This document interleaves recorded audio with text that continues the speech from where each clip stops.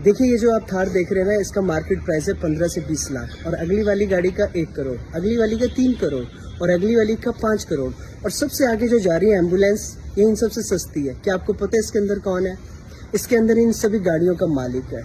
जीवन की यही सच्चाई है, हमारे पास कितनी दौलत हो, कितनी महंगी गाड़ियाँ हो, पर जाना सबसे सस्ती वाली गाड़ी यानी एम्बुलेंस में ही पड़ेगा।